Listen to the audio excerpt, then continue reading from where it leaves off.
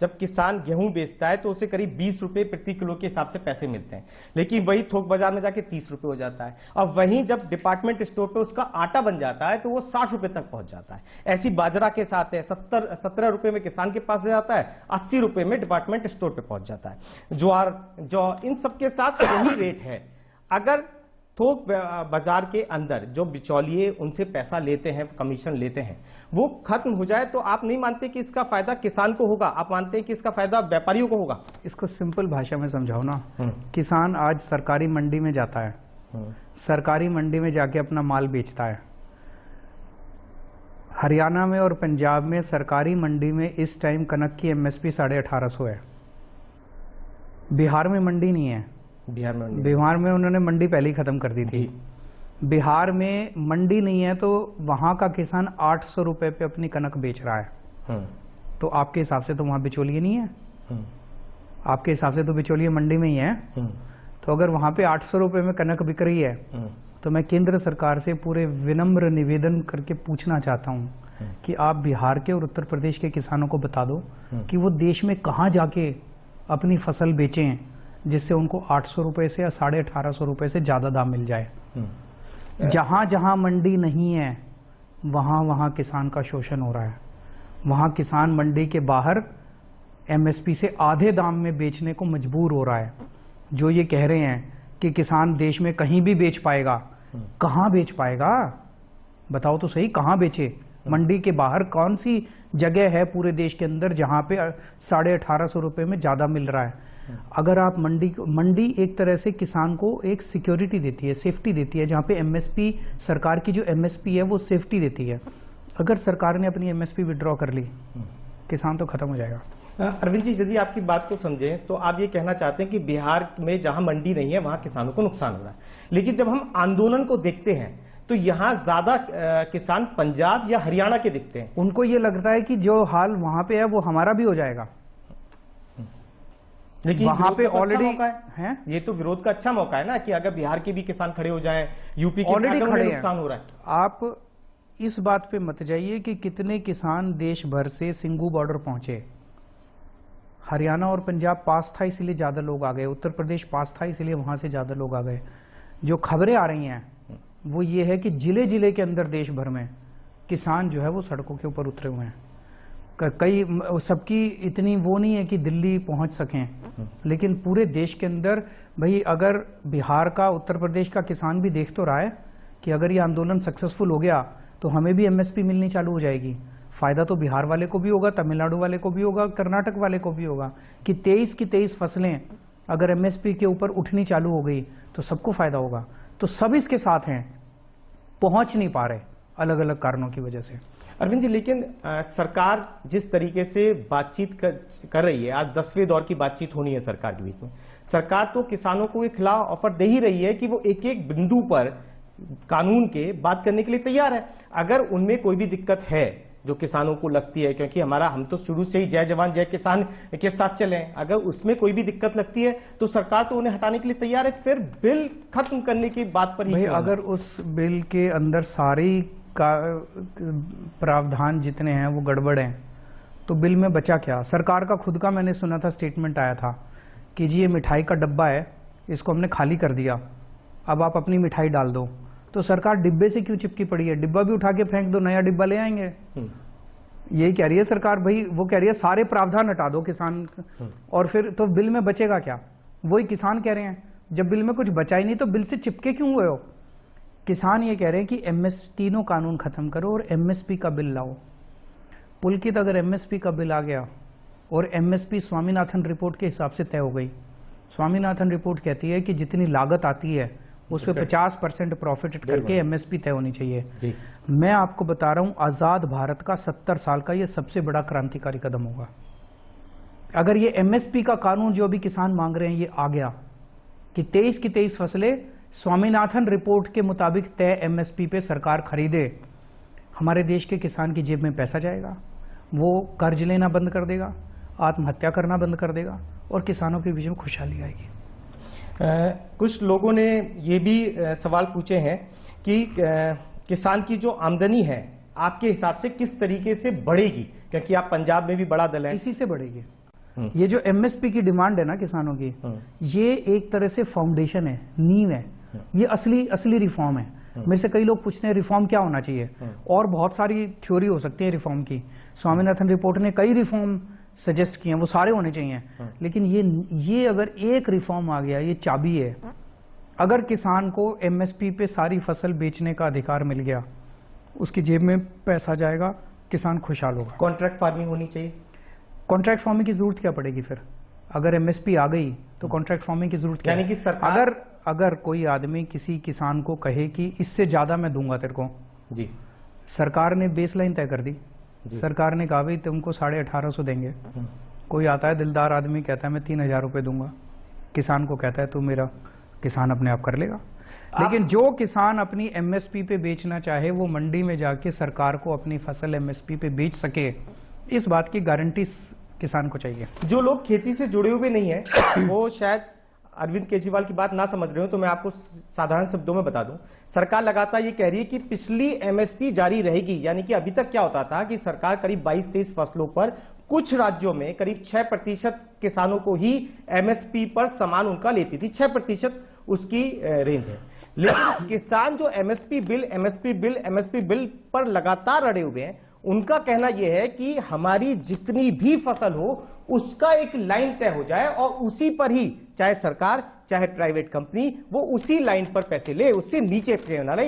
ये सीधी और सिंपल बात है। शायद बहुत लोगों को एमएसपी बिल में कंफ्यूजन रहता है। अरविंद जी, लेकिन एक चीज और है, ठीक है, ये आपने एमएसपी और तमाम कृषि बिल के बारे में बता दिया।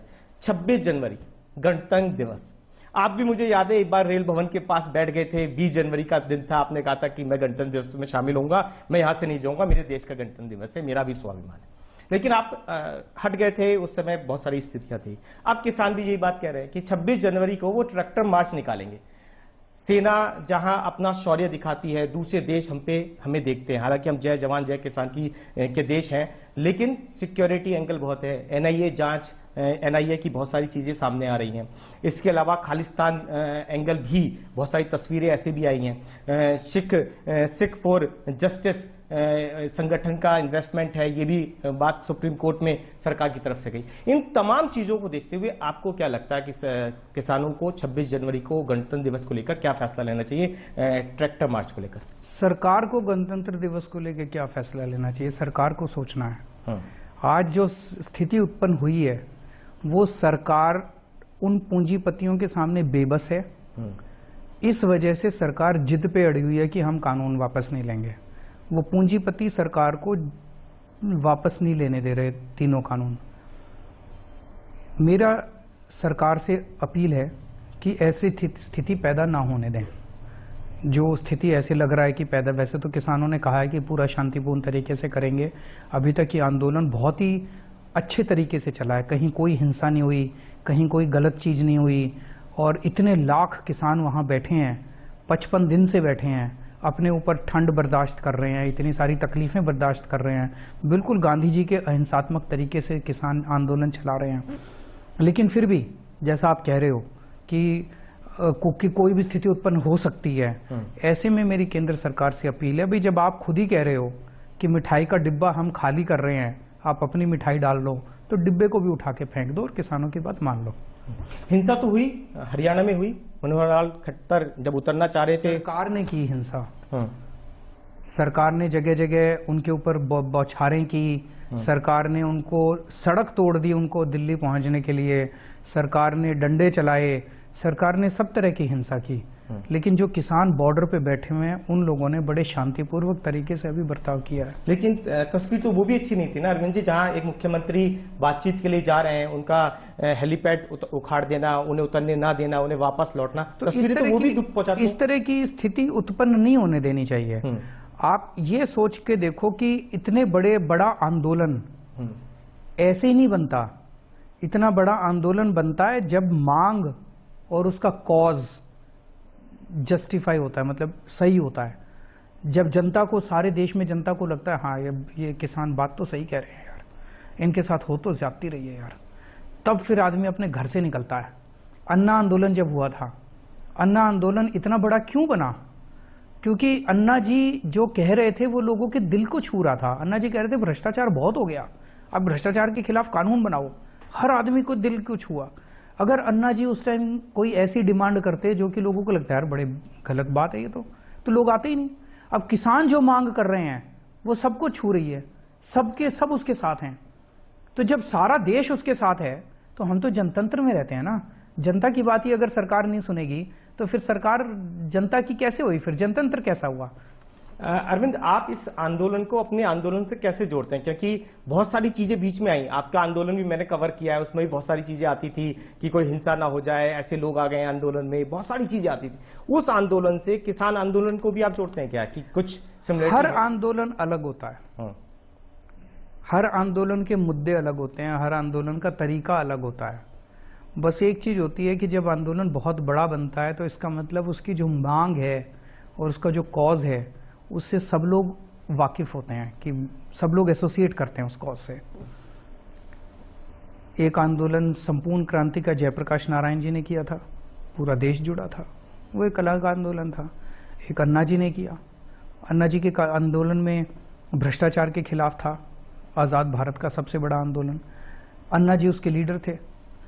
एक अब है आंदोलन किसानों का, मैं समझता हूँ आज़ाद भारत का किसानों का सबसे बड़ा आंदोलन अभी चल रहा है। इसमें कोई नेतृत्व नहीं है, इसमें कई सारे किसान गुट हैं, जत्थेबंदियां हैं, जिनके लीडर जो हैं वो एक जॉइंट लीडरशिप दे रहे हैं। इसमें पंजाब के किसानों ने इसकी एक तरह से अगुवाई की है, आवाज़ उठाई है, पूरा देश जुड़ता जा रहा है इसके साथ। तो हर आंदोलन अलग होता है, मांग अलग होती है। लेकिन एक चीज़ और है, ये आंदोलन अभी केवल किसानों का नहीं है। मैं आपके सारे दर्शकों को ये बता दूं कि आपका भी है, क्योंकि इन कानूनों के अंदर लिखा है कि हर साल अगर महंगाई डबल हो जाएगी तो उसको ठीक माना जाएगा, उतना अलाउ है। इस आंदोलन के अंदर लिखा है कि अगर चीज़ों के दाम डबल हो गए तो वो अलाउ कर दिए गए हैं। तो इसका मतलब आज अगर आपको बाजार में 10 रुपये किलो गेहूं मिल रही है तो 4 साल बाद वो 160 रुपये मिलेगी। 160 रुपये किलो गेहूं खरीद सकते हो आप। महंगाई इतनी ज़्यादा हो जाएगी इन कानूनों की वजह से, इतनी ज़्यादा हो जाएगी कि आम आदमी का घर चलाना मुश्किल हो जाएगा। तो सब लोग जुड़ो इस आंदोलन के साथ। किसान आपकी लड़ाई भी लड़ रहे हैं। लेकिन जहां सिख फॉर जस्टिस जैसे संगठन जुड़ेंगे तो उससे तो दिक्कत होगी ना अरविंद जी। अगर कोई किसान खुद बार बार कह रहे हैं कि भाई हमारे वॉलंटियर्स इनके बीच में घूम घूम के अगर कोई गलत वो हैं, हम उनको खुद ही अलग कर रहे हैं। अगर कोई एक आध बीच में कोई है, ऐसा ग्रुप है, कोई अगर इंडिविजुअल है, तो किसान का, सरकार का काम है, सरकार उसके ऊपर जो भी उसको कार्रवाई करनी है करे। लेकिन किसानों के नेताओं को, जो किसानों को समर्थन कर रहे हैं, वहां पे लंगर लगा रहे हैं, उनको एनआईए के नोटिस भेजना और पूरे आंदोलन को खालिस्तानी आंदोलन, आतंकवादी, किसानों को आतंकवादी बोलना, किसानों को खालिस्तानी बोलना, किसानों को पाकिस्तान का एजेंट, चाइना का एजेंट, देशद्रोही बोलना, ये सही नहीं है। नहीं, लेकिन एनआईए नोटिस भेज के जांच तो करेगी ना, आप पूछेगी कि किन लोगों को नोटिस भेजे जा रहे हैं। जो किसान आंदोलन के नेता हैं उन लोगों को नोटिस भेजे जा रहे हैं। तो इसका मतलब नीयत में तो खोट है। सरकार कह रही है कि करीब 40 लोगों को जो नोटिस गए हैं उनका कहीं ना कहीं कुछ ना कुछ जुड़ाव है जिसका इन्वेस्टिगेशन करना है। ये बात सुप्रीम कोर्ट में भी रखा गई। सरकार कहाँ थी? अभी तक सरकार कहाँ थी?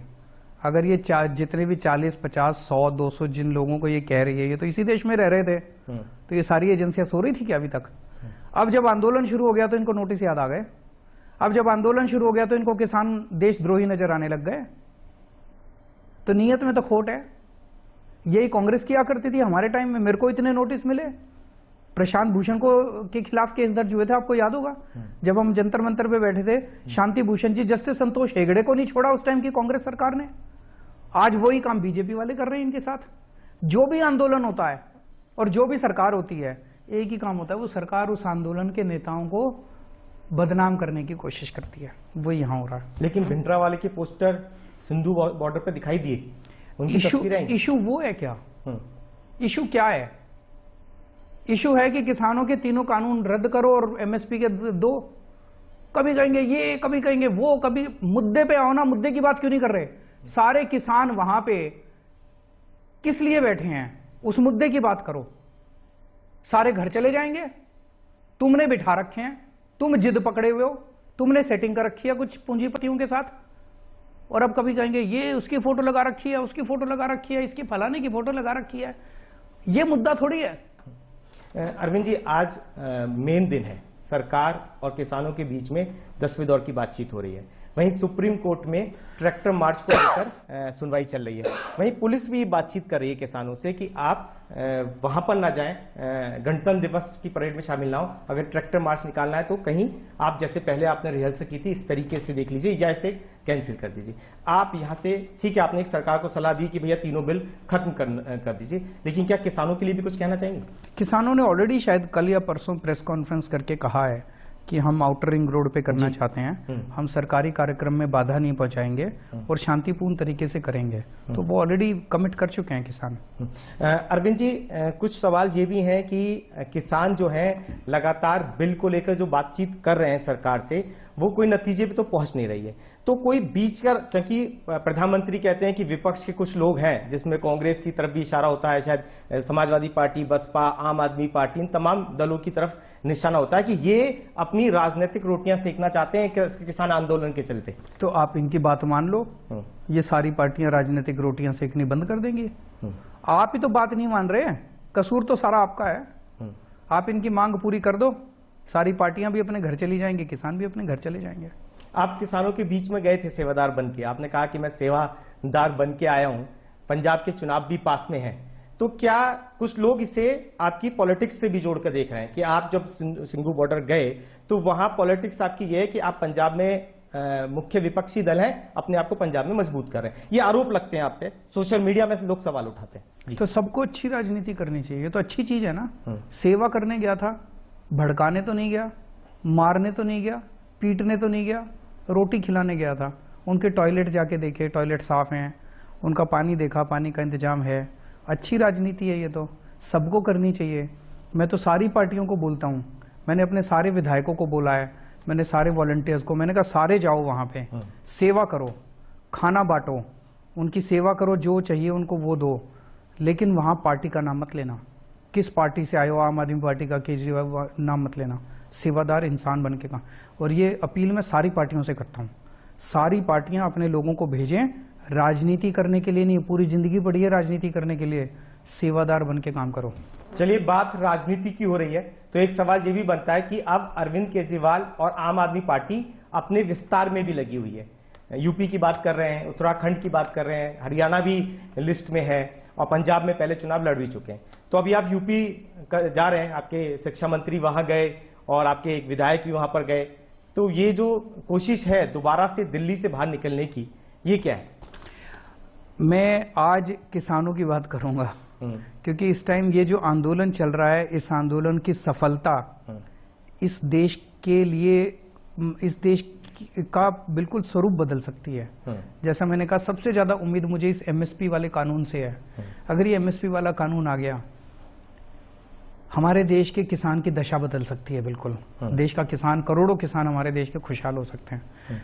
राजनीति की बातें आप मेरे से 1 महीना बाद दोबारा इंटरव्यू लेने आना, उसमें सारी राजनीति की बातें करेंगे, क्योंकि राजनीति करने के लिए जिंदगी पड़ेगी। जब आप यूपी की बात करते हैं तो यूपी का किसान भी तो आपको सुनना चाहता होगा ना। किसानों की बात करो ना फिर। हाँ, इसलिए मैंने पूछा कि आप जब यूपी जाएंगे, मोटे मोटे तौर पे जब से दिल्ली के अंदर पिछले 5 साल का जो काम हुआ है, स्कूल अच्छे हो गए, अस्पताल अच्छे हो गए, ये तो आप सब लोगों के सर्वे बताते हैं। अभी एक बहुत बड़ी कंपनी है, उसने सर्वे किया, BCG, Boston consulting group, Delhi के स्कूलों का, मतलब पेरेंट्स इतने खुश हैं, लोग इतने खुश हैं। 5 साल में प्राइवेट स्कूलों की फीस नहीं बढ़ने दी हम लोगों ने। दिल्ली में बिजली 24 घंटे आने लगी, पहले 7-7, 8-8 घंटे के पावर कट लगते थे, 24 घंटे बिजली आती है और 70% दिल्ली के जीरो बिजली के बिल आते हैं। ये 7वें 8वें चमत्कार की तरह है दुनिया का कि जीरो बिजली का बिल और 24 घंटे बिजली, कहीं दुनिया में नहीं हुआ आज तक। तो बाकी देश के लोग भी तो चाहते हैं ना कि ऐसा काम हो। हम तो कह रहे हैं कि वहां के मुख्यमंत्री कर दें ये सब, हमारी जरूरत ही नहीं पड़ेगी। अब जब हम जाते हैं दूसरे राज्यों में, हम कहते हैं भाई बिजली आती है, बोले जी नहीं आती। 24 घंटे बिजली चाहिए, हाँ जी चाहिए। फ्री बिजली चाहिए, हाँ जी चाहिए। तो हम कहते हैं भाई फिर आम आदमी पार्टी को लाओ। अब अगर उनके मुख्यमंत्री कर दें तो हमारी जरूरत ही नहीं पड़ेगी, लोग हमारे साथ जुड़ेंगे ही नहीं। अगर उनके स्कूल, अब मनीष सिसोदिया जी स्कूल देखने गए वहां पे उत्तर प्रदेश के अंदर, योगी जी ने अपनी पुलिस भेज के उनको रुकवा दिया। बताओ, मनीष सिसोदिया कोई आतंकवादी है? मनीष सिसोदिया कोई हत्यारा है, कोई चोर है, कोई उचक्का है, डकैत है? मनीष सिसोदिया को योगी जी अपना सरकारी स्कूल नहीं दिखाना चाहते हैं। इतना खराब स्कूल आपका, इतना खराब स्कूल आपका कि आपको शर्म आती है? योगी जी से मैं कहना चाहता हूं, जिस स्कूल को आपको दिखाने में शर्म आ रही है, ऐसे लाख सवा लाख स्कूल उत्तर प्रदेश के, उसमें उत्तर प्रदेश के हमारे करोड़ों बच्चे पढ़ते हैं। आपने तो करोड़ों बच्चों का भविष्य बर्बाद कर दिया। तो ऐसे में अगर वहां की जनता का कहती है कि हमें भी आम आदमी पार्टी जैसे स्कूल चाहिए, दिल्ली जैसे, बताओ क्या गलत कहती है? बताओ यूपी की जनता का क्या कसूर है? उन्होंने कोई कसर छोड़ी थी उत्तर प्रदेश की सरकार को वोट देने में? उत्तर प्रदेश की जनता ने तो कोई कसर नहीं छोड़ी, 325 सीट दे दी इनको कि बोले कि चलो जम के काम करो। अब 5 साल में काम नहीं किया तो जनता तो कहेगी ना भाई। लेकिन ये मुद्दे तो आप इसलिए उठा रहे हैं ना कि आप यूपी में जाके चुनाव लड़ना है। इससे पहले जब बातचीत होती थी, आप मेरे को ये बताओ कि आम आदमी पार्टी की दिल्ली में भी क्यों जरूरत पड़ी? अगर दिल्ली के अंदर बिजली के दाम इतने ज्यादा नहीं होते जो शीला दीक्षित जी की सरकार में हुए, जो कांग्रेस की सरकार में हुए, अगर दिल्ली के अंदर सरकारी स्कूलों की हालत इतनी खराब नहीं होती, अगर दिल्ली के अंदर रामराज होता और सुशासन होता, आम आदमी पार्टी को 1 वोट भी नहीं मिलता। आज 5 साल के अंदर आम आदमी पार्टी की दिल्ली की सरकार ने तस्वीर बदल दी है दिल्ली की, इसीलिए दोबारा 62 सीट मिली है। कभी भारत के इतिहास में इतनी सीटें पहली बार भी नहीं मिली और दूसरी बार भी नहीं मिली। जबरदस्त बहुमत मिला क्योंकि काम अच्छा था। अब अगर देश के बाकी हिस्से भी कहते हैं कि हमें भी ऐसा काम चाहिए, तो जनता का क्या कसूर है? वहां के क्यों नहीं मुख्यमंत्री करते काम? उनके मुख्यमंत्रियों को करना चाहिए काम, उनकी सरकारों को काम करना चाहिए, काम के नाम पे वोट मांगे।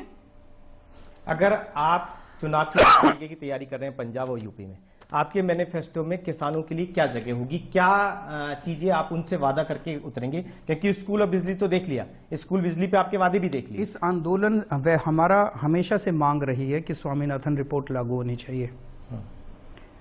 इस आंदोलन के बाद उसकी क्या परिस्थिति होती है, क्या केंद्र सरकार एमएसपी का कानून मांगती है, राज्य सरकार क्या क्या कर सकती है, इसके बाद बैठ के इसका सारा खाका तैयार करेंगे। ये आंदोलन जो है इस देश की और कई सारे राज्यों की राजनीति भी तय करने वाला है, उनके मुद्दे भी तय करने वाला है। तो यानी कि आने वाले दिनों में जय किसान मैनिफेस्टो में होता हुआ नजर आएगा? आना चाहिए। स्कूल मुद्दा चुनाव का बनना चाहिए। जिस दिन स्कूलों के ऊपर पार्टियां चुनाव जीतने और हारने लग गई, स्कूल ठीक हो जाएंगे। जिस दिन किसानी के ऊपर पार्टियां चुनाव जीतने और हारने लग गई, किसान आत्महत्या करनी बंद कर देंगे।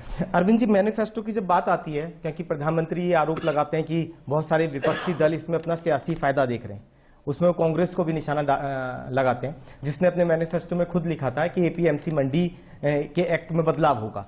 कल राहुल गांधी ने एक बुकलेट भी जारी की और केंद्र सरकार पर हमला भी बोला। आप कांग्रेस की राजनीति को पंजाब और किसानों के लिए किस तरीके से देख रहे हैं? कांग्रेस वालों से पूछो। मैं कांग्रेस की राजनीति को कैसे जस्टिफाई करूं? कांग्रेस वालों से पूछो। लेकिन कांग्रेस पंजाब के अंदर कम से कम कैप्टन साहब का रवैया जो है वो साफ नहीं रहा अभी तक। वजह? इस कानून को ड्राफ्ट किसने किया था? ये तीनों कानून जो है किसने ड्राफ्ट किए थे? पता होगा आपको। प्रधानमंत्री जी ने कमेटी बनाई थी जिसमें जिसमें 7 या 8 मुख्यमंत्री थे। ये कमेटी जुलाई 2019 में बनाई गई। उन 7 या 8 मुख्यमंत्रियों में कैप्टन अमरिंदर सिंह भी थे। उस कमेटी की एक मीटिंग जुलाई में हुई 2019, एक मीटिंग अगस्त में, और आखिरी मीटिंग 3 सितंबर 2019 को हुई। उसमें कैप्टन अमरिंदर सिंह भी थे। उस कमेटी ने ये तीनों कानून ड्राफ्ट किए। 3 सितंबर को जब आखिरी मीटिंग हुई, उसमें इन तीनों कानूनों को पास किया। कैप्टन साहब ने बाहर निकल के क्यों नहीं बताया देश को कि खतरनाक कानून बन रहे हैं? कैप्टन साहब ने कमेटी के अंदर बैठ के इन तीनों कानूनों का विरोध क्यों नहीं किया? उसमें तो उन्होंने पास कर दिए तीनों कानून, केंद्र सरकार के साथ बैठे थे। तो अब जनता तो पूछेगी कैप्टन साहब उस टाइम कहाँ थे आप? अभी कैप्टन साहब दिल्ली आए जब किसानों का आंदोलन चल रहा था। किसान बॉर्डर पे बैठे हैं, पंजाब के हजारों किसान बॉर्डर पे बैठे हैं। वो दिल्ली में आए, अमित शाह जी से मिले और चले गए। अमित शाह जी से किस लिए मिलने आए थे? क्योंकि अभी उनके बेटे का ईडी में नोटिस आने लग गया, उनके बेटे को। तो कुछ तो सेटिंग करने आए होंगे, जनता कह रही है, मैं तो नहीं कह रहा। और बॉर्डर पे पंजाब के किसान बैठे हैं, 1 मिनट गाड़ी घुमा के बॉर्डर पे भी ले जाते हैं, उनसे भी बात कर लेते हैं, भाई सही सलामत हो, सब कुछ ठीक है। आपका कहने का मतलब है अमित शाह से मिलने के बाद उन्हें किसानों से मिलना जाना चाहिए। जाना, मैं 2 बार जा चुका जी, उनकी सारी व्यवस्था का जायजा लेने, वो नहीं जा सकते थे। अरविंद जी, बस आखिरी 2 सवाल मैं पूछ लेता हूं।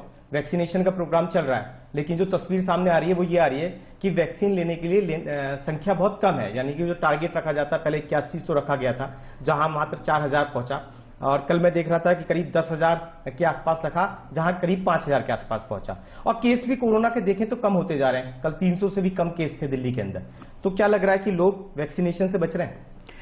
एक इनिशियल घबराहट है लोगों के अंदर, गलतफहमियां बहुत ज्यादा फैल गई है वैक्सीन के बारे में। मैं आपके चैनल के जरिए लोगों को कहना चाहूंगा कि आपको एक्सपर्ट्स ने पूरी तरह से आश्वस्त किया है कि वैक्सीन का कोई भी गलत वो नहीं है, नुकसान नहीं है। तो सब लोग आगे आके इसको लगवाएं। अभी जैसे हर रोज लिस्ट बनती है लोगों की कि आज इन लोगों को लगाना है, उनको SMS जाते हैं, उनको इन्फॉर्म किया, लोग लगवाने नहीं आ रहे, बहुत कम लोग लगवाने आ रहे हैं। 100 लोगों की लिस्ट है तो मुश्किल से 25-30 लगवाने आते हैं।